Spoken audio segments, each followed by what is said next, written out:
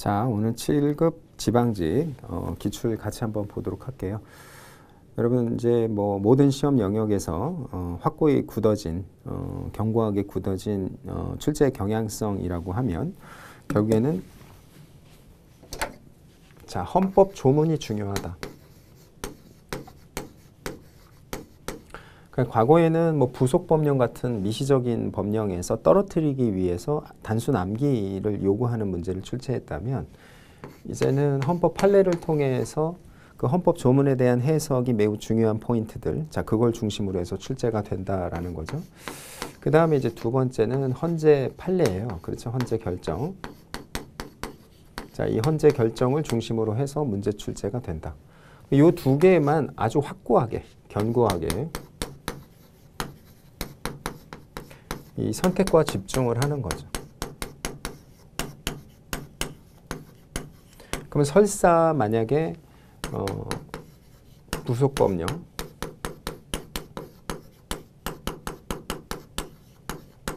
아주 작은 부분에서 출제가 된다 하더라도 그런 부분들은 남들도 틀릴 것이다 라는 편한 마음으로 우선 여러분들이 헌법 조문과 헌법 결정을 중심으로 해서 선택과 집중, 이를 통한 전략적 수험 준비, 자 이게 중요하다는 것을 다시 한번 강조드리면서 자 들어보도록 할게요. 자 문화국가원리 1번이죠. 여러분 제가 수업 시간에도 항상 강조했지만 우리 헌법상의 문화국가원리의 가장 핵심적 가치는 바로 상대성과 다양성, 이 논리죠. 그러니까 어떤 특정한 문화에 대한 육성, 자 이거 자체가 문화 상대주의와 다원주의에 반하는 것이니까 자 그것은 우리 헌법이 추구하고자 하는 문화국가 원리에 맞지 않는 것이다. 이게 제일 중요하다라고 했었죠. 그래서 제가 수업 시간에 예로 든 것은 뭐 할로윈 데이, 이것은 뭐 우리나라의 전통적인 행사인 뭐 단오나 뭐 이런 거에 비하여 육성되어서는 안 된다. 이렇게 되는 게 문화국가 원리에 맞지 않는다라고 했던 거 볼 수 있죠. 자, 그럼 1번 볼까요? 여기 엘리트 문화가 여기에 포함되지 않는다. 아니죠. 엘리트 문화건 대중문화건 간에 서로 여러 가지의 문화가 상호 공존할 수 있는 토양을 마련하는 것. 이게 바로 문화국가 원리의 가장 핵심이라고 했기 때문에 1번은 틀린 거고요. 자, 2번을 보면 자, 문화국가 원리는 국가의 문화 정책과 밀접 불가분의 관계를 맺고 있기 때문에 오늘날 문화에서의 문화 정책은 문화 풍토의 조성이 아니라 문화 자체, 아니죠. 아까도 제가 강조한 것처럼 여러 가지 다양한 문화가 번영할 수 있는, 그 다음에 공영할 수 있는 그러한 조건인 토양을 올바르게 형성하는 것, 그게 문화국가 원리의 가장 핵심적 가치인 것이지 어떤 특정 문화를 육성하는 이게 중요한 게 아니라는 거예요. 그래서 2번도 틀린 거고요. 3번, 국가가 민족문화유산을 보호하고자 하는 경우 그에 관한 헌법적 보호법익은 민족문화유산의 훼손 등에 관한 가치보상에 있는 것이지 민족문화유산의 존속 그 자체를 보장하는 것이 아니다. 이거는 여러분이 글을 읽고도 국어적으로도 그 다음에 우리가 가지고 있는 상식적인 맥락에서도 어색하다는 것을 느낄 수가 있죠.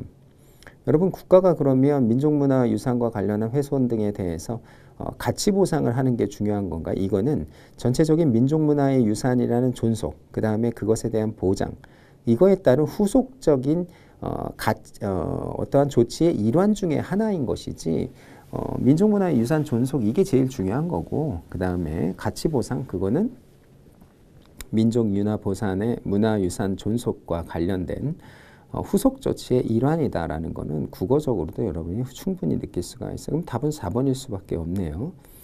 자, 우리 헌법 구조의 정신에 따라 우리가 진정으로 계승 발전시켜야 할 전통 문화라는 것은 이 시대의 재반 사회 경제적 환경에 맞고 또 오늘날에 있어서도 보편타당한 전통 윤리 내지는 도덕관념이라 할 것이다. 뭐 이것도 아름다운 이야기잖아요. 전혀 어색함이 없어요. 답은 4번이네요. 자, 2번을 보도록 하죠. 자, 국회 입법권에 대한 설명으로 옳지 않은 것은 이렇게 되어 있죠. 자, 1번. 자, 우리 헌법 40조에서 국회 입법의 원칙을 규정하고 있죠. 그래서 헌법 40조에서의 국회 입법의 원칙, 그 다음에 75조, 95조에서 법규명령 이렇게 규정하고 있죠. 그래서 국회 입법권이라는 것은 국민이 선거를 통해서 자유위임을 국회에 준 거고 그렇게 해서 통치권이 넘어가죠. 그 통치권의 내용이 바로 입법권이죠. 그런데 국회에서만 제정하기에는 법치 행정이 올바르게 실현될 수 없기 때문에 그 부분에 대해서는 대통령령, 총리령, 부령에 구체적 위임을 주어서 법률만이 법규 창조력을 갖는 것이 아니라 법규 명령에 의해서도 그러한 법규 창조력이 발생함으로써 국민의 권리 의무를 변동시키는 모든 영역에 있어서 법치 행정의 원칙이 올바르게 구현될 수 있도록 하는 것. 그게 바로 75조, 95조의 제도적 취지죠. 40조. 자, 맞는 얘기죠. 입법권은 국회에 속한다. 적어도 국민의 권리의 의무 관련된 사항이나 국가의 통치 조직과 작용에 관련된 기본적이고도 본질적 사항은 반드시 국회가 정해야 한다. 이게 바로 의회 유보설이죠. 아까 제가 얘기한 것처럼 75조, 95조에 위임을 하는 것. 그것은 법령의 어떤 탄력성, 그 다음에 행정법치주의를 구현하기 위해서 필요하지만 만약에 어떠한 상충하는 이익 사이에서의 조정 필요성이 매우 크다던가 아니면 공개적 토론의 필요성이 매우 높은 그러한 국민의 기본권 전반과 관련된 내용에 대해서는 국회 스스로가 제정해야 된다는 원칙, 이게 의회 유보 원칙이고 이제 TV 수신료와 관련된 부과, 그 다음에 내용 절차 이런 부분들은 국회가 바로 제정해야 된다라는 판례를 통해서도 우리가 이미 알고 있는 내용이죠. 자, 2번 볼까요? 헌법 52조는 20명 이상의 국회의원과 정부는 법률안을 제출할 수 있다라고 규정하고 있다. 아니죠. 우리 헌법 52조는 국회의원과 대통령, 그러니까 정부는 법률안을 제출할 수 있다. 이렇게 되어 있죠. 국회의원 20명이라는 것은 국회법에서 정하고 있는 것이고 10명 이상의 찬성으로 의안을 발의할 수 있다. 그러니까 헌법에서는 국회의원과 정부라고 규정하고 있는 거죠. 근데 이거를 만약에 여러분들이요, 이렇게 보면 돼요. 예를 들어서 제가 항상 강조했듯이 헌법이라는 것은 매우 개방적이죠. 탄력적이어야 돼요. 왜냐하면 헌법은 법 중에 법이기 때문에 이것이 시대적 상황에 따라서 너무 세밀하게 규정되어 있을 때에는 규범력을 잃게 될 가능성이 많아요. 그렇죠? 국가 전반에 관련된 국가 기본권, 국가의 통치 구조, 국가의 제도적 보장과 관련된 가장 기본적인 법 중에 법이기 때문에 이 헌법이라는 것 자체가 개방적으로 규정이 되어 있어야 시대적 상황에 상관없이 그 최고 규범력을 유지할 수가 있잖아요. 그렇게 하려면은 당연히 헌법은 개방성을 띠고 있어야 돼요. 그런데 여기에 굳이 헌법에 20명 이상이라는 이런 미시적인 내용을 규율할 필요성이 없잖아요. 그렇죠? 그러니까 여러분 센스를 통해서도 2번이 답이라는 걸 알 수 있죠. 3번 국회의원이 발의한 법률안 중에서 국회에서 의결된 제정 법률안 또는 전부 개정 법률안을 공표하거나 홍보하는 경우에는 해당 법률안의 부재를 함께 표기할 수 있다. 이 국회법에 있고요. 그 다음에 4번 의안을 발의하는 국회의원은 그 안을 갖추고 이유를 붙여서 찬성자와 연서해서 이를 국회의장에게 제출해야 된다. 이것도 국회법 79조에 있는 내용이에요. 자, 그러면 여러분들이 이제 이걸 볼 수 있어요. 제가 강조하는 내용 중에 하나가 아까 요 맥락이랑 같은데요. 아까 제가 강조했던 것처럼 여러분들이 이제 법 조문에 있어서는 자, 헌법 조문이 중요하다 그랬죠. 그럼 만약에 법 조문이 출제가 됐단 말이에요.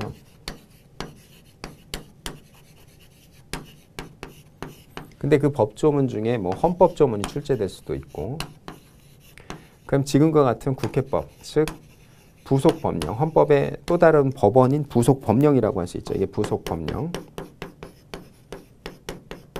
그러면 제가 여기서 여러분한테 강조했던 것처럼 정답 지문은 어디에 깔릴 가능성이 더 많을 것 같아요, 여러분? 정답 지문. 당연히 헌법 조문에 정답 지문을 깔아놓을 가능성이 많죠. 그렇죠?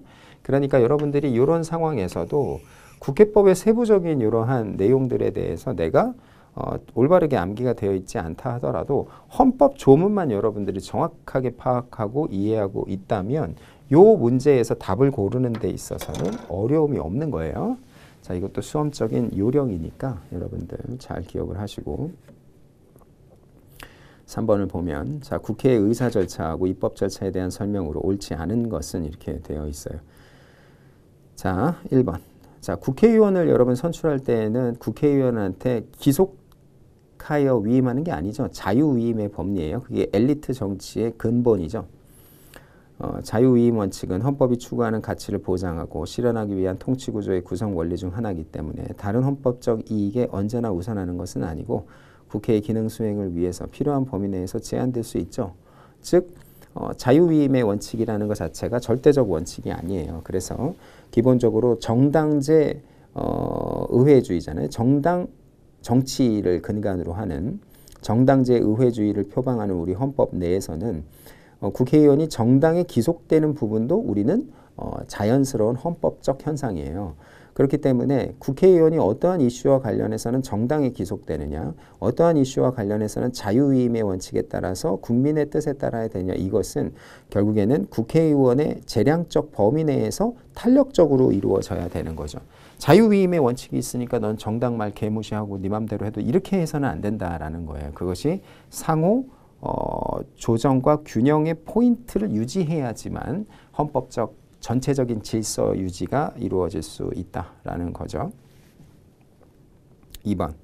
자, 일사부재의 원칙을 경직되게 작용하는 경우에는 국정 운영이 왜곡되고 다수에 의해 악용되어서 다수의 횡포를 합리화하는 수단으로 전략할 수 있기 때문에 일사부재의 원칙은 신중하게 적용이 요청된다. 그렇죠. 일사부재의 원칙을 너무나도 경직되게 작용을 하게 되면은 하나의 안건에 대해서는 다시 한번 의논하는 게 불가능하다 그랬을 때에는 의사 절차 자체가 경직되고 매우 비효율적으로 흐를 가능성이 있죠. 3번. 국회의원이 국회 내에서 행하는 질의 토론권, 표결권 등 입법권 등 공권력을 행사하는 것, 국가기관인 국회의 구성원의 지위에 있는 국회의원 개인에게 헌법이 보장하는 기본권으로 인정되는 것이다. 아니죠. 이것은 기본권의 범위가 아니에요. 그렇죠? 이거는 기본권이 아니기 때문에 국회의원은 기본적으로는 입법권을 부여받은 헌법상 기관으로서 기본권을 수범해야 하는 위치에 있는 거죠. 보호해야 하는 위치에 있는 거예요. 자기가 기본권을 침해당했다고 주장하는 것이 아니죠. 그러니까 이러한 질의권과 토론권, 표결권을 만약에 국회의장으로부터 침범당했다고 했을 때 권한쟁의를 구할 수 있는 이것은 헌법상의 권한은 맞죠. 그러나 이것은 국회의원은 기본적으로 기본권을 보호해야 하는 수범자의 위치이기 때문에 이걸 갖고 권리구제형 헌법소원을 제기하면 각하가 된다는 거 수차례 강조했어요. 4번. 국회 본회의에서 수정동의를 지나치게 넓은 범위에서 인정한다면 위원회 중심주의가 저해될 우려가 있죠. 그렇죠. 수정동의가 한다라는 건 뭐예요? 결국 위원회에서 결정했던 부분에 대해서 본회의에서 수정할 수 있는 범위를 너무 넓게 하다 보면 결국에는 위원회라는 것 자체가 불필요한 우회 절차로 전락할 가능성이 매우 높은 거잖아요. 자, 당연한 거고 판례를 중심으로 해서 다 출제가 됐던 매우 중요한 지문들을 중심으로 해서 된 거예요. 자, 4번 보도록 할게요. 자, 헌법 72조. 아무리 강조해도 지나치지 않는다 라고 강조했던 조문이죠. 헌법 조문 항상 강조하고 국민투표와 관련된 우리 헌법 72조의 국민투표권과 그 다음에 헌법 개정과 관련된 국민투표 절차 이거는 너무나도 강조를 많이 했어요. 자, 1번. 대통령은 필요하다고 인정할 때 외교, 국방, 통일, 기타 국가 안위의 중요 정치에 국민투표 붙일 수 있다. 이게 72조 그대로 나온 거죠. 자, 2번. 대통령이 위헌적인 재신임 국민투표를 단지 제안만 했을 뿐 국민투표를 시행하지 않았다면 이러한 제안은 72조에 위반되는 것이 아니다. 이게 이제 노무현 대통령 때 결정이죠. 그러니까 이제 국민투표라는 것 자체는 72조에 규정한 바와 같이 외교, 국방, 통일, 기타 국가 안위에 관한 중요 정책이라고 해서 국민투표의 객체에 대해서 엄격하게 제한하고 있잖아요. 그렇죠? 그러니까 그 내용에 대해서만 하라는 거예요. 그러니까 72조가 권력자에 의해서 남용되지 않도록 우리 헌법은 이렇게 제한적으로 열거하면서 규율을 하고 있고 그에 대한 해석 또한 열거적으로 해석함이 상당하다는 게 우리 헌재의 입장인 것이죠. 왜냐하면 이 국민투표라는 것이 자기의 어떤 정치적인 상황이나 위기를 모면하기 위한 수단으로 악용될 소지도 있단 말이에요. 그렇기 때문에 그렇게 제한하는 것 자체도 72조 위반이라는 거죠. 그게 바로 우리 헌법재판소의 입장이었어요. 이것도 많이 했죠. 대통령이 위헌적인 재신임 국민투표를 단지 제안만 하였을 뿐 강행하지는 않았으나 헌법상 허용되지 않는 재신임 국민투표를 국민들에게 제안한 것 그 자체가 헌법 72조에 반하는 것이고 헌법을 실현하고 수호해야 할 대통령의 의무를 위반한 것이다. 자, 3번. 재외선거인은 대의기관을 선출할 권리가 있는 국민으로서 대의기관의 의사결정에 대해 승인할 권리가 있기 때문에 국민투표권자에게는 재외선거인이 포함된다라는 거죠. 그렇죠? 재외선거인이 포함된다. 당연한 거죠. 국민투표권의 행사도 주권의 행사이고 그 다음에 선거도 주권의 행사이기 때문에 둘을 달리 볼 이유가 전혀 없어요. 4번 72조의 국민투표권은 대통령이 어떤 정책을 국민투표에 부의한 경우에 비로소 행사가 가능한 기본권이다. 왜냐하면 내가 72조에 있는 국민투표권 침해라고 주장을 하기 위해서는 그게 대통령이 부의를 해서 구체적인 기본권으로 전환된 이후에야 주장할 수가 있는 것이지 대통령이 부의하지 않으면 국민투표가 진행되지 않는데 기본권 침해라고 주장하는 것은 논리적으로 맞지 않죠.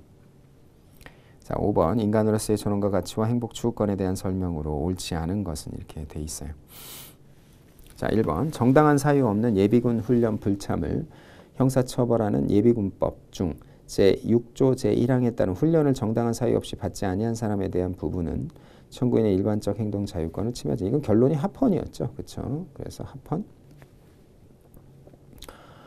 21년도 판례인데 결론이 합헌이었어요. 예비군 수업 시간에 강조했던 내용이었죠. 자, 2번. 자, 임신한 여성의 자기낙태를 처벌하는 자기낙태죄 형법 조항은 모자보건법이 이제 이에 대해서 세부적으로 규율하고 있는 특별법이죠. 자, 이 정한 일정한 예외를 제외하고는 임신기간 전체를 통틀어 모든 낙태를 전면적 일률적으로 금지하고 이를 위반할 경우 형벌을 부과함으로써 임신한 여성의 임신의 유지 출산을 강제하고 있기 때문에 과잉금지 원칙을 위반해서 임신한 여성의 자기결정권을 침해한다라는 거. 이건 뭐 오래된 판례죠. 19년도에 나왔던 판례고 특히나 원치 않았던 임신으로 인해서 경제적, 사회적 육아의 여건이 되지 않는 경우에도 낙태를 한 경우에 처벌토록 하는 것 자체가 임신한 여성의 출산 육아와 관련된 자기결정권을 침해한다라는 게 당의 판례의 가장 핵심적인 취지였죠. 3번 자, 운전 중 휴대용 전화를 사용하지 아니할 의무를 지우고 위반했을 때 형벌을 부과하는 것. 이것은 운전자의 일반적 행동권을 제한한다라고 볼 수 없다. 여러분 제한하기 때문에 침해 여부를 판단하고 그 다음에 비례 원칙에 따라서 침해냐 아니냐를 결정하는 거잖아요. 그러니까 제한이 됐기 때문에 당연히 침해 여부에 대한 판단이 들어가니까 제한과 침해를 구분해야 된다는 거. 그거 뭐 여러분들 많이 봤죠. 4번 전동 킥보드 25km. 여러분들 제가 항상 강조했듯이 자, 헌법의 생활규범성 강조했죠. 그러니까 우리 일상생활에서 지금도 그렇게 규범력에 의해서 유지되고 있는 여러 가지 생활상들은 결국에 헌법에 의한 통제에 의해서 합헌으로 결정됐거나 아니면 위헌으로 결정되어서 변동된 것이다. 이렇게 얘기를 했잖아요. 그럼 25km를 넘지 않도록 하는 부분. 지금도 그렇잖아요. 여러분들 전동 킥보드로 뭐 30, 40 달릴 수 없는 지금의 현실에서 요 결론을 추출하는 것, 추론하는 건 어렵질 않아요. 자, 6번 볼까요? 대통령의 헌법상 권한에 대한 설명으로 옳지 않은 것은 이렇게 되어 있는데요. 자, 1번 대통령은 법률에서 구체적으로 범위를 정하여 위임받은 사항과 법률을 집행하기 위하여 필요한 사항에 대해서는 대통령령을 발할 수 있다. 아까 40조 보고 75조 봤잖아요. 이게 바로 75조 내용이에요. 그렇죠? 맞는 거고요. 자, 2번 대통령은 내후 외환 천재지변 기타 중대한 재정 경제상 위기에 있어서 국가의 안전 보장 그 다음에 공공의 안녕 질서를 유지하기 위해서 긴급한 조치가 필요하고 국회의 집회를 기다릴 여유가 없을 때에 한하여 최소한으로 필요한 재정 경제상의 처분을 하거나 이와 관련하여 법률의 효력을 갖는 명령을 발할 수 있다. 이게 대통령의 긴급 재정 경제 명령권 76조죠. 헌법 조문 여러분 정말 중요하죠. 그렇죠. 자, 3번 대통령은 전시사변에 준하는 국가 비상사태에 있어서 병력으로서 군사상의 필요에 응하거나 공공의 안녕질서를 유지할 필요가 있고 국회의 집회가 불가능한 때에 한하여 이렇게 되어 있는 77조. 아니죠. 전시사변 이에 준하는 국가 비상사태에 있어서 병력으로서 군사상의 필요에 응하거나 공공의 안녕질서를 유지할 필요가 있을 때 법률이 정하는 바에 의하여 계엄을 선포할 수 있다. 즉 국회의 집회가 불가능한 때 하나요. 이 표현은 없잖아요. 77조에. 그렇죠? 그러니까 여러분들이 이런 것들 헌법 조문이 얼마만큼 중요하냐. 3번이 답이에요. 4번 대통령은 국가의 안위와 관련되는 중대한 교전 상태에 있어서 국가를 보호하기 위한 긴급한 조치가 필요하고 국가의 집회가 불가능한 때에 하나요. 이때는 이게 맞는 거죠. 76조니까요. 그래서 이게 비상계엄과 경비계엄, 헌법조문 우리가 볼 수 있어요. 헌법조문 여러분 정말 어때요? 아무리 강조해도 지나치지 않는다는 거. 제가 강조했듯이 여러분들이 이게 헌법조문이 결국엔 시험 문제에 요새는 오히려 판례만큼 헌법조문 출제가 많이 되고 있어요. 왜냐하면 출제자 입장에서도 어렵게도 출제할 수 있지만 출제와 관련된 시비 문제에서도 굉장히 자유롭죠. 자, 7번 법원. 옳은 것은 이렇게 되어 있는데요. 자, 1번 대법원의 심판권은 대법원 전원의 3분의 2 이상의 합의체에서 행하거나 명령 또는 규칙이 법률에 위반된다고 인정하는 경우에 한해서 대법관 3명으로 구성된 부에서 먼저 사건을 심리하고 의견에 일치한 경우에 한정해서 그 부에서 재판한다.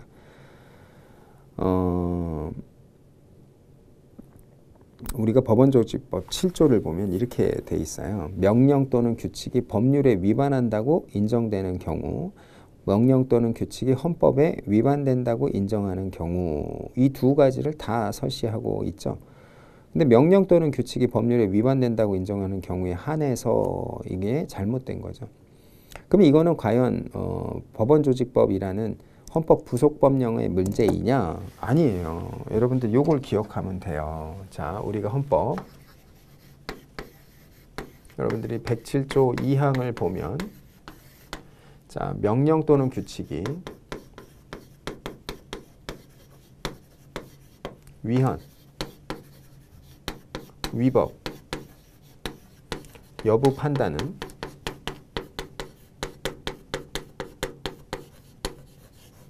법원에 의해서 이루어진다. 이게 우리 헌법 107조 2항이잖아요. 그러니까 헌법조문만 제대로 알았어도 이때 위헌이냐 위법이냐는 헌법에 따라서 어디에서 이루어진다?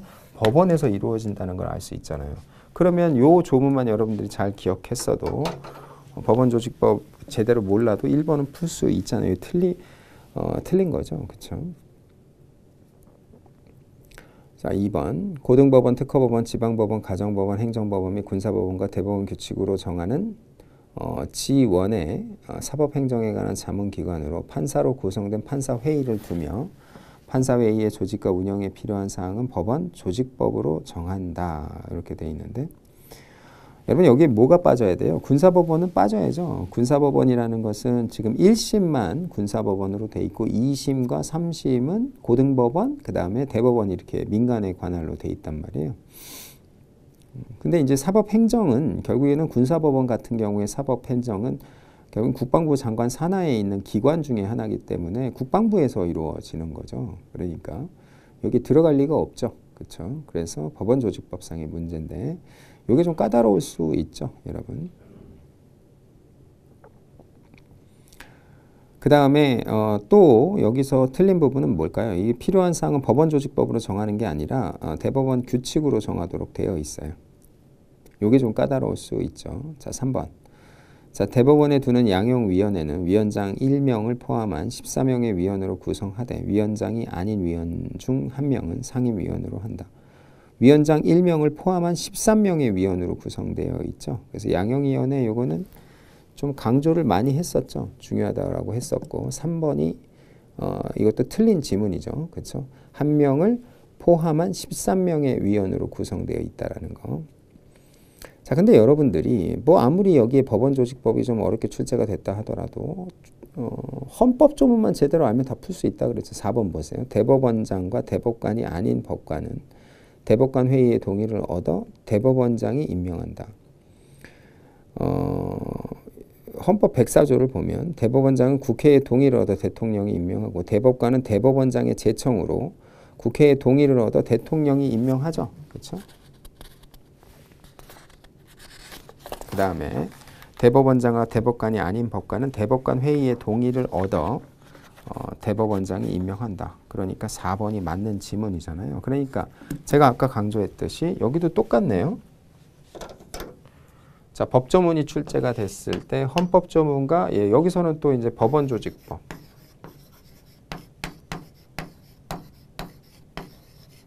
이것도 부속 법령이잖아요. 그러면 정답 지문은 어디에 깔린다? 헌법에 깔린다라는 걸 여러분 알 수 있죠. 이게 출제자의 의도가 뭘까요? 결국에는 헌법 조문에 대한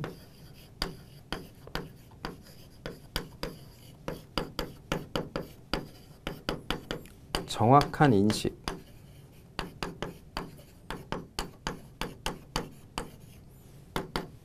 이게 매우 중요하다는 거예요. 매우 중요.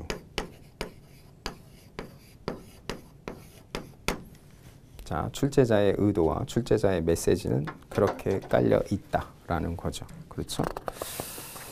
자, 그 다음에 8번을 볼까요? 자, 헌법재판소의 조직하고 심판 절차에 대한 설명으로 옳지 않은 것은 통치구조에서 참 출제가 많이 되고 있다라는 것도 우리가 볼 수 있죠. 자, 1번.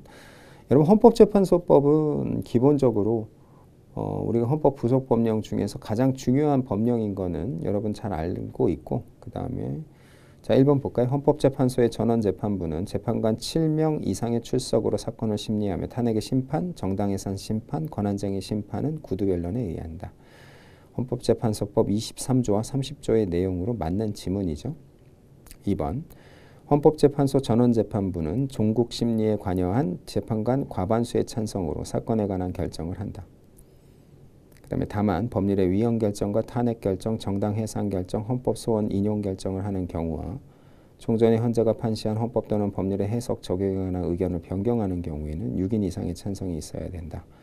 이게 헌법재판소법 23조의 취지예요. 3번.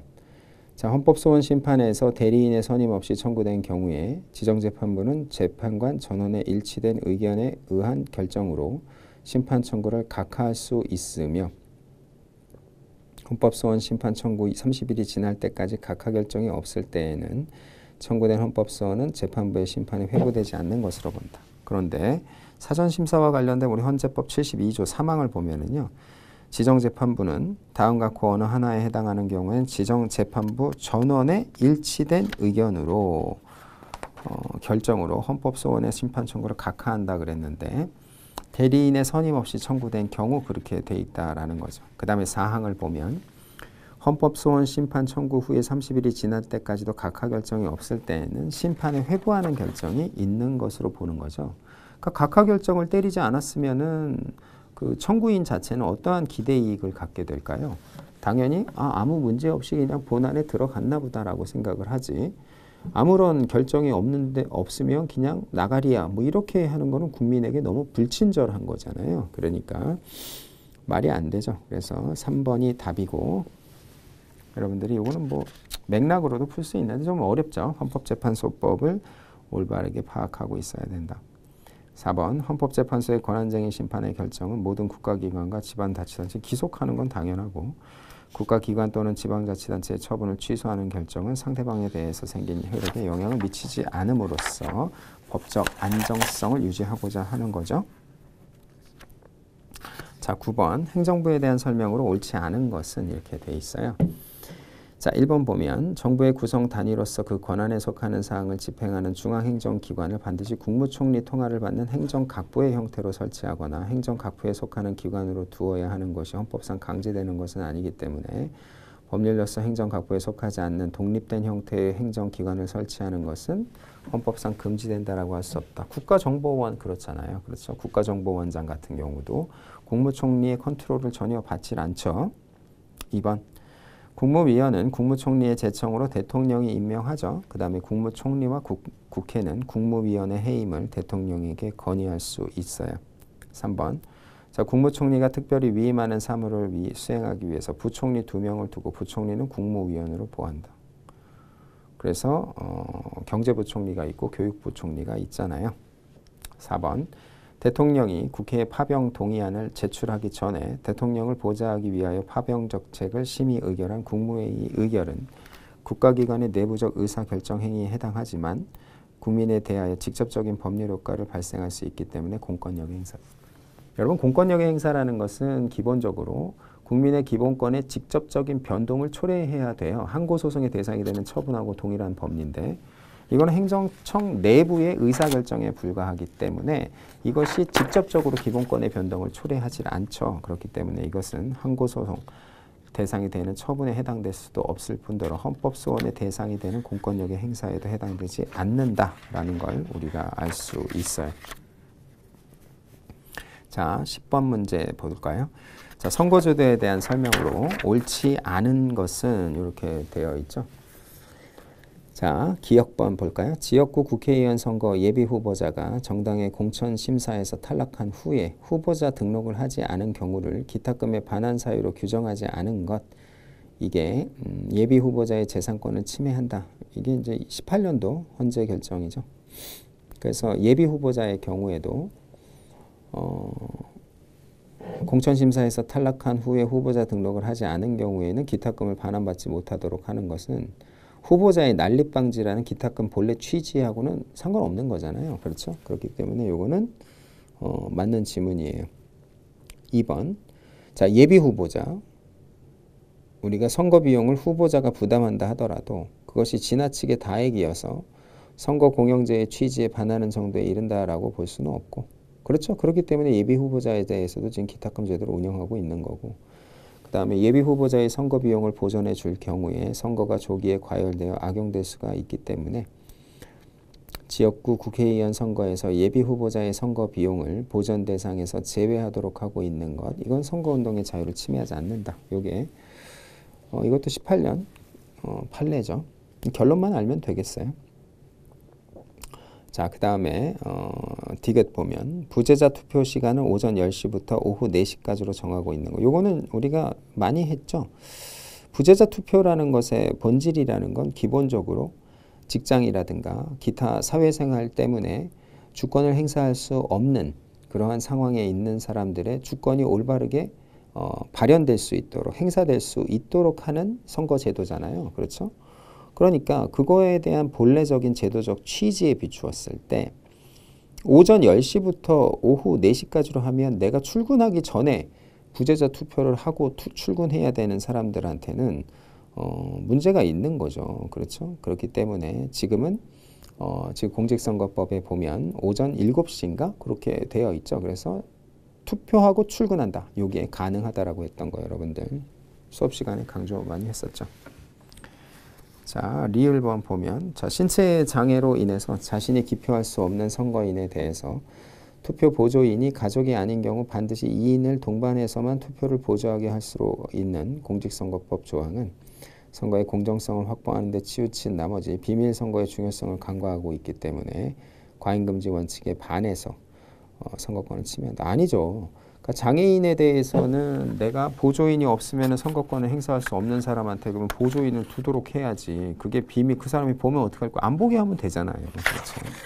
그렇기 때문에 침해하지 않는다라는 게 우리 헌법재판소의 입장이었어요. 자, 11번 선거관리위원회에 대한 설명으로 옳지 않은 것은 이렇게 되어 있죠. 자, 1번 보면, 자, 중앙선거관리위원회는 주민투표, 주민소환관계법률의 개정이 필요하다고 인정하는 경우에 국회의 의견을 들어서 구두 또는 서면으로 제출할 수 있다. 이게 중앙선거관리위원회법에 있는데 이건 좀 어렵죠. 이건 서면으로 제출하게 돼 있어요. 그래서 구두가 아니라는 거, 이건 좀 어렵죠. 그래서 여러분 요거는 사실은 대부분 틀리는 지문이에요. 이런 것들이. 그 다음에 이제 구두 또는 서면이라는 이 부분에서 이제 수험적으로 이건 왠지 의심이 간다라고 여러분들이 뭐 캐치해서 뭐 그러한 대단한 수험적인 센스가 있지 않은 이상 요거를 개별적으로 암기하고 있다가 풀 수 있다? 요건 쉽지 않죠. 그러니까 이거는 틀려도 상관없어요. 합격하는데 별 지장 없다. 다만 다른 조문 속에서 내가 선별할 수 있으면 상관없죠. 근데 이 문제 자체는 선거관리위원회법을 중심으로 해서 출제가 된 거기 때문에 사실은 가장 난이도가 높은 문제다 이렇게 볼 수도 있어요. 헌법이 아닌 부속법령에서 출제가 된 거잖아요. 그러니까 이런 문제들은 사실은 설사 부속법령에서 출제가 되면 내가 틀리면 남들도 틀리기 때문에 당락을 좌우하는 데 있어서 결정적인 역할을 하지는 않는다라고 보여요. 다만 헌법조문에서 출제되는 문제를 틀리면 그것은 당락을 좌우할 수가 있어요. 자, 헌정사 문제는 여러분들이 기본적으로 단순 암기죠. 그렇기 때문에 시험 전에 우리가 헌법 개정은 지금까지 나왔던 헌법 문제에 대한 풀이를 통해서 개별적으로 암기하는 수밖에 없다 그랬는데 자 1번이 맞는 거예요. 54년 2차 개헌에서 헌법 개정의 한계를 규정해 놨죠. 자 그래서 1조, 뭐 2조, 7조 이의 규정은 개폐할 수 없다라는 게 2차 개정 헌법 98조에 있었던 내용이에요. 나머지는 여러분들이 헌법 개정, 헌정사와 관련된 부분은 단순 암기니까 여러분들이 이 부분도 단순 암기로 대비하고 단순 암기로 풀어나간다. 이렇게 직관적으로 생각하는 게 더 좋아요. 자, 13번 보죠. 자, 알 권리에 대한 설명으로 옳지 않은 이제 기본권 강론 문제가 됐죠. 자, 13번 한번 보면은요.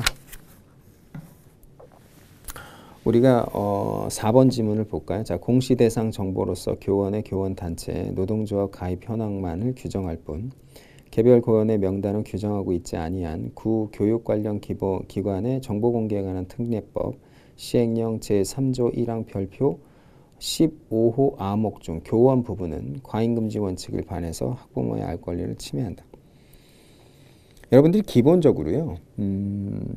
제가 기본권과 관련된 헌재 결정을 외우는 방법, 자 그거에 대해서 항상 강조하는데 우리가 어떤 걸 위주로 공부하나요, 여러분? 기본적으로 위헌인 거를 중심으로 공부해요. 그 다음에 여러분들이 사실은 기본권과 관련해서 자 위헌인 내용에 대한 결정, 자 이거는 되게 잘 알고 있어요. 근데 내가 만약에 어떠한 기본권과 관련된 문제에 있어서 이게 위헌인지 여부가 잘 모르는 문제가 출제가 됐을 때 여러분이 효율적으로 접근하는 수험적 팁이 뭐라 그랬죠? 그런 건 합헌이라 그랬어요. 그렇죠? 그러면 위헌인 걸 중심으로 공부해 놓고 내가 모르는 건 합헌인 거야. 이렇게 가야 돼요. 그러면 4번 문제도 이 4번 지문 자체도 오래된 결정이기도 하고 그 다음에 그렇게 뭐 특별하게 강조한 내용도 아니에요. 그러면 4번은 그냥 합헌인 거예요. 그러니까 출제자들이 요새 그걸 노린다는 거죠. 위헌인 건 대부분 알아요. 그런데 위헌이 아닌 그러한 합헌 지문을 깔아놓으면 당황하죠. 그리고 이게 뭔지라고 고민하는데 그러면 여러분이 지금까지 열심히 해왔던 상황 하에서는 합헌이라고 보고 넘어가야 된다라고 했었죠. 이게 바로 출제자의 의도가 그렇게 반영된 문제예요. 그래서 4번은 합헌이에요. 자, 14번 볼까요? 지방자치에 대한 설명으로 옳지 않은 것은 이렇게 돼 있는데 1번 볼까요? 자, 조례 제정은 지방자치단체의 고유사무인 자치사무와 국가사무로서 지방자치단체장에게 위임된 기관이인 사무에 관하여 허용되며 아니죠. 여러분 조례라는 것은 기본적으로 자주법이에요. 자주법이라는 것은 스스로 제정하는 법령이라는 거죠. 그렇죠. 그래서 원래 조례의 기본적인 형태는 자치조례예요. 자치조례라는 것은 결국에는 자치사무와 단체 위임사무에 관해서만 제정하는 법령이죠. 자주법이죠. 그게 바로 조례의 본질적인 조례의 제정 범위 대상의 원칙적인 모습인 거고 기관 위임 사무는 예외적으로 그 부분에 대해서 기관 위임 조례를 예외적으로 할 수 있다라고 보는 거죠. 조례는 원칙적으로 자치조례. 그래서 1번이 틀린 지문이 되겠어요. 자, 그 다음에 15번 문제 보면은요. 자, 이게 평등권과 관련된 문제죠. 그렇죠? 그래서 여러분들이 15번 문제를 보면 니은번부터 먼저 볼까요? 자, 공직선거 후보자의 배우자가 그와 함께 다니는 사람 중에서 지정한 한 명도 명함을 교부할 수 있도록 한 거. 자, 이거는 여러분들 기본적으로 배우자에 대해서는 그러한 예외를 규정한 취지가 여러분들이 혼인했다는 이유만으로 차별을 받아서는 안 되거든요. 그렇기 때문에 배우자는 예외 허용하는 것이 우리 헌법 36조 취지에 맞아요. 그런데 또 역으로 생각하면 배우자가 지명한 한 명까지 추가한다 그러면 결혼 안 한 사람을 결혼한 사람에 비해서 너무 차별하는 거죠. 결혼한 사람이 배우자 한 명을 추가할 수 있다는 것은 그것은 우리가 감내해야 돼요. 결혼 안 한 사람이. 왜냐하면 혼인으로 인한 차별을 받아서는 안 된다는 36조의 취지에서. 근데 배우자가 지명한 한 명은 그걸로도 설명될 수 없는 부당한 차별이죠. 그래서 평등권 침해라는 거. 이거는 우리가 결론으로 이미 알고 있는 판례고요. 리을본도 여러분 이거 결론으로 우리가 알고 있는 매우 중요한 판례라고 강조 많이 했었죠. 자유형 사립고등학교를 지원한 학생에게 평준화 지역 후기학교에 중복 지원하는 것을 금지한 요거, 그래서 평등권 침해한다라고 했었죠.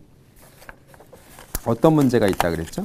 그래서 자유형 사립고등학교를 지원한 학생은 만약에 자유형 사립학교를 탈락하는 경우에 이제 대안이 없어지는 그러한 불공정한 문제가 있다라는 거 우리가 기억하고 있죠. 매우 중요하게 강조했던 판례였어요.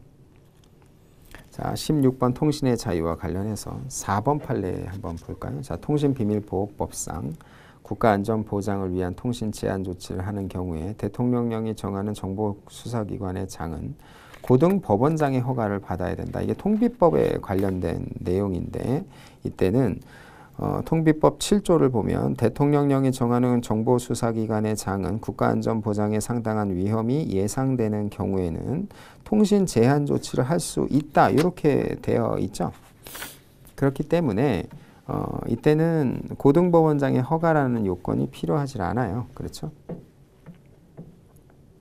그러면은 여러분 요것도 부속법령 문제냐. 그런데 1번부터 3번까지가 사실 우리가 여러분들이 판례를 통해서 매우 강조했던 내용이기 때문에 1번부터 3번이 맞는 지문이라는 거는 우리가 공부를 많이 했어요. 그러니까 4번 문제에서 내가 통비법의 구체적인 내용이 기억나지 않는다 하더라도 4번을 초이스하는 데 있어서는 어려움이 없었다라고 보여져요. 그렇죠? 다만 이제 1번 판례는 여러분들이 3인 간의 대화에 있어서 그중 한 사람이 대화를 녹음하는 경우에 다른 두 사람의 발언은 그 녹음자의 관계 타인 간의 대화라고 볼 수 없. 제가 항상 강조했던 것처럼 대화 상대방 간의 녹음은 통비법에 위반되지 않는다라고 강조했고 이거는 사실은 뭐 다 알 수 있는 내용이에요. 그렇죠? 자, 17번 볼까요? 2번을 한번 볼게요.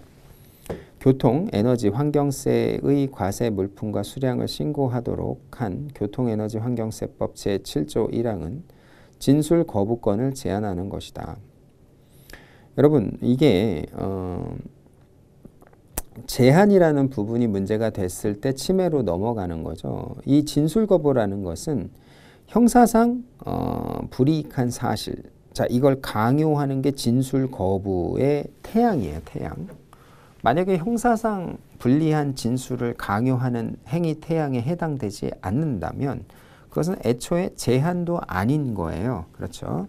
그렇기 때문에 이 부분은 형사상의 불이익과 관련된 내용이 전혀 아니란 말이죠. 그렇기 때문에 진술 거부권의 대상조차 아닌 거예요. 즉 제한조차 되지 않는 거죠. 자, 18번 볼게요. 자, 교육제도에 설명으로 옳지 않은 것은 4번 한번 보죠. 자, 대학의 자율성에 대한 침해 여부를 심사함에 있어서 대학의 자치 보장을 위하여 엄격한 심사를 해야 되기 때문에 입법자가 입법 형성의 한계를 넘는 자의적인 입법을 하였는지 여부만 판단해서는 안 된다. 이렇게 되어 있는데요. 자, 요거는 판례가 이제 옛날 판례죠. 자, 대학의 자율이라는 것도 헌법상의 대학의 기본권이죠. 그렇기 때문에 우리가 서울대학교도 기본권의 주체성이 그 기본권의 성질상 허용되는 경우가 있다라고 강조했던 거고요. 자, 이것도 기본권 제한의 일반적 법률 유보의 원칙을 규정하고 있는 헌법 37조 2항에 따라 제한될 수가 있고 대학의 자율의 구체적인 내용은 법률이 정하는 바에 의하여 보장이 되며 국가는 헌법 31조 6항에 따라 모든 학교 제도의 조직과 계획과 운영과 감독에 관한 포괄적 권한 즉 학교 제도에 관한 전반적인 형성권과 규율권을 부여받았다라고 할 수가 있어요. 다만 그 규율의 정도는 그 시대의 사정과 각급 학교에 따라 다를 수밖에 없는 것이기 때문에 교육의 본질을 침해하지 않는 한 궁극적으로는 입법권자의 형성의 자유에 속하는 거죠. 따라서 이 사건 법률 조항이 대학의 자유를 제한하고 있다 하더라도 그 위헌 여부는 입법자가 기본권을 제한함에 있어 헌법 37조 2항에 따라 합리적인 입법 한계를 벗어나 자의적으로 그 본질적 내용을 침해하는지 여부에 따라 판단된다라는 거죠.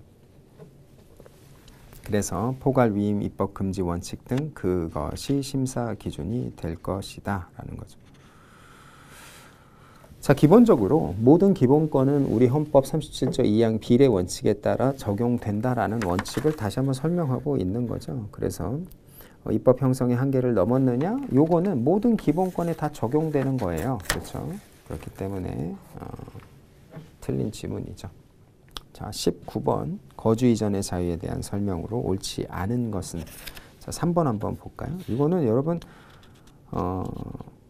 제가 강조 많이 했었어요. 거주 이전의 자유와 관련해서 법인에게도 그 기본권의 성질상 적용되는 기본권이다 라고 했었죠. 특히나 여러분들 이 지방세와 관련해서 지방자치단체에서의 그 재원, 지방자치단체의 재원의 가장 큰 포션을 차지하는 게 법인세라고 제가 수업 시간에 강조를 많이 했고, 그래서 지방자치단체 중에서 법인이 굉장히 많은 지자체는 출산 장려금도 아주 풍족하게 준다라고 했었죠. 그 대표적인 예가 바로 강남구란 말이에요. 삼성전자가 있잖아요. 그래서 강남구에서 애를 출산하면은 출산 장려금을 뭐 200만 원 주고 뭐 이렇게 했던 얘기를 여러분이랑 했던 기억이 나는데, 이렇게 되면 어떤 문제가 있냐면 법인은 결국에는 수도권을 중심으로 해서만 들어오려고 하죠. 소재지를. 그렇게 되면 서울만, 특별히 또 서울에서도 법인이 많이 소재되어 있는 그러한 지자체만 지방 세원이 풍부해지게 되니까 이 국토의 효율적인 관리, 그 다음에 발전, 그 다음에 지방자치단체의 효율적인 발전의 균형, 이런 것들을 달성하기가 어렵게 되는 거예요. 이런 것들이 그러니까 한 곳에 몰리는 쏠림 현상이 이제 일어나게 되는 거죠. 그렇기 때문에 이런 것들은 어떻게 국가가 통제를 하느냐, 그 방법 선택을 어떻게 했냐면 수도권 과밀 지역에 법인 소재지가 있는 경우에는 이 법인에 대한 세금을 더 과세하는 거죠. 중과세하는 거예요. 그렇게 함으로써 효율적인 지방 분권화, 그 다음에 지방자치단체 재정 확보의 평등성과 형평성을 제고하도록 하는 것, 이거는 매우 합리적이다라는 게 우리 헌법재판소의 입장이었죠. 자, 20번 한번 볼게요. 국회에 대한 설명으로 옳지 않은 것은 1번 한번 보면은요. 국회법상 안건조정위원회 활동기한 90일은 국회 소수 세력의 안건처리 지연을 통한 의사저지 수단을 제도적으로 보장한 것으로서 90일을 초과할 수 없고, 그 축소도 안건조정위원회를 구성할 때 안건조정위원회 위원장과 간사가 합의한 경우에만 가능하기 때문에 안건조정위원회의 활동 기한이 만료되기 전 안건조정위원회가 안건을 대한 조정심사를 마쳐서 조정안을 의결하여 안건조정위원회 위원장이 조정안의 가결을 선포한 것은 국회법 위반이 아니다. 자, 보면은요. 국회법상 안건조정위원회의 활동 기한은 그 활동할 수 있는 기한의 상한을 의미한다라고 보는 거죠. 그래서 안건조정위원회의 활동 기한이 만료되기 전이라 하더라도 안건조정위원회가 안건에 대한 조정심사를 마치면 조정안을 의결할 수 있는 거예요. 그렇기 때문에 이때는 조정안을 의결할 수 없다, 이렇게 하는 것 자체가 국회법 위반이라고 볼 수가 없는 거죠. 즉 안건의 조정과 관련된 목적만 달성된다면 완료되기 전이라 하더라도 조정안을 의결할 수 있도록 함으로써 의사 진행 절차의 효율적인 효율성을 제고하는 것. 자, 그게 당연한 거잖아요. 그래서 이게 현재 결정이죠. 20년 결정이니까 여러분들이 1번이 답이라는 걸 알 수 있어요. 자, 이렇게 해서 우리가 지방직 7급 같이 해설을 풀어봤는데요. 좀 까다롭죠. 사실은 엄밀히 얘기하면 매우 난이도가 있는 문제예요. 그런데 난이도라는 것 자체가 제가 강조한 것처럼 헌법, 그 다음에 헌재 결정 중심으로 출제가 된다는 것에 대해서 여러분들이 선택과 집중을 향후에 어떻게 할 것인가 수험 방향을 정하는 데 있어서 도움이 되길 바라면서 마치도록 하겠습니다. 감사합니다.